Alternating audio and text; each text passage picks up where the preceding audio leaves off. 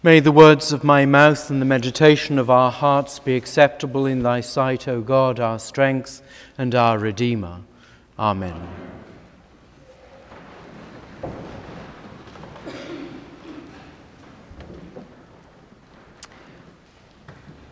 You may have noticed, as I have noticed for some time, that there's quite a lot of guilt around the subject of religion, and the Christian religion in particular. I won't comment on other faith communities and families, but they have their own special traditions of guilt. I remember as a young kid being terribly afraid of God, and that God was this giant old man in the sky who was out to get us no matter what.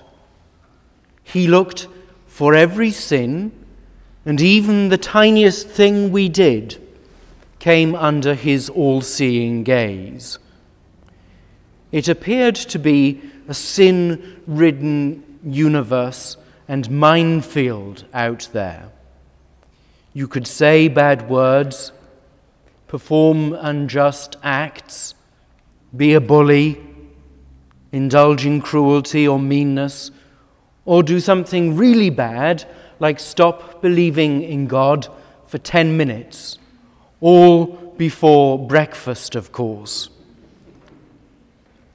No wonder some of us grew up with distorted views of God and the Bible and the church and religion in general.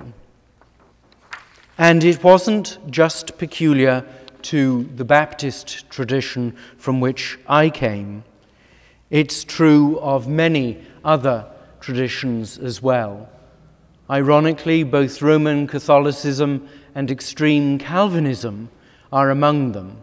But I know there are friends of mine here who have talked about the guilt of being Lutheran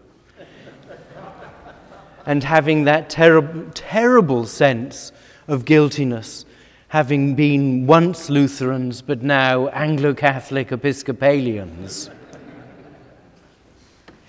Edwin Muir, that great poet, describes in his poem The Incarnate One the capacity of Protestantism for instilling guilt.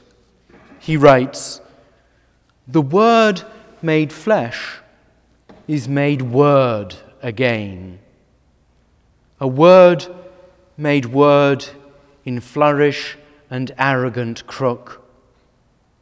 See there King Calvin with his iron pen, and God, G-O-D, 3 angry letters in a book. And there the logical hook on which the mystery is impaled and bent into an ideological argument." I suspect that this image of an angry God, of such fearsome purity and justice, lurks somewhere in the imagination of many of us as a source of unresolved guilt. The origins of the image, of course, and the roots of that image of fear have their roots in fear. Fear that the dark secrets of our lives will be found out and punished. By way of escape, if we persevere with Christian faith, we seek the image of a loving, tender God who is indulgently kind to us. There are dangers here, however. One of them is the introduction of an unhelpful distinction between the persons of the divine Trinity that sees God the Father as the one we should fear, sometimes characterized as the angry God of the Hebrew Scriptures, the Old Testament. In contrast, Jesus is our friend, gentle and forgiving. He seems to be God as well, but this time God under control. This is perhaps a crude parody, but it is nonetheless a theological distortion into which we can easily slip, dividing the persons of the divine Trinity. The records of the Gospels and the Old Testament scriptures from which they draw their sources is very different, however.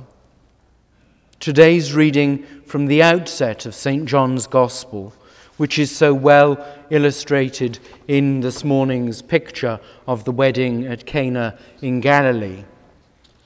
This reading suggests a much more balanced view of the identity and the character of Jesus of Nazareth. Firstly, Jesus is not immediately recognized by the guests when he appears to them at the marriage banquet. There he is, just sitting in line along with all the others.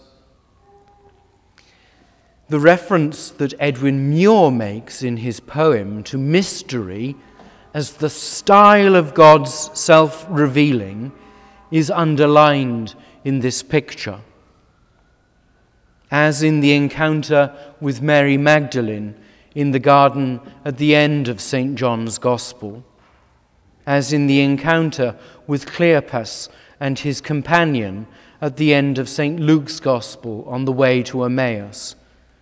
Revelation, the revealing of God to us, is not necessarily obvious or predictable.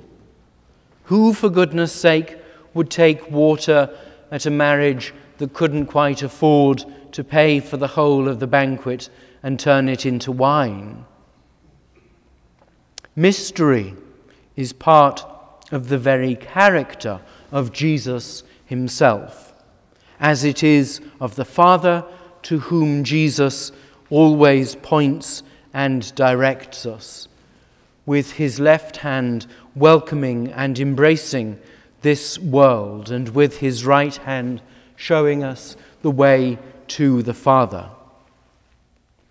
Secondly, the narrative of Revelation draws on the past, as it discloses the present and the future.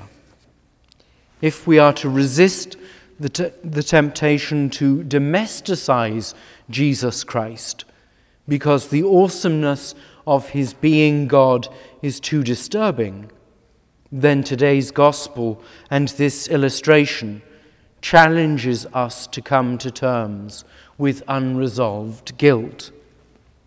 Marriage and banquet suppers are blessed by Christ's very presence.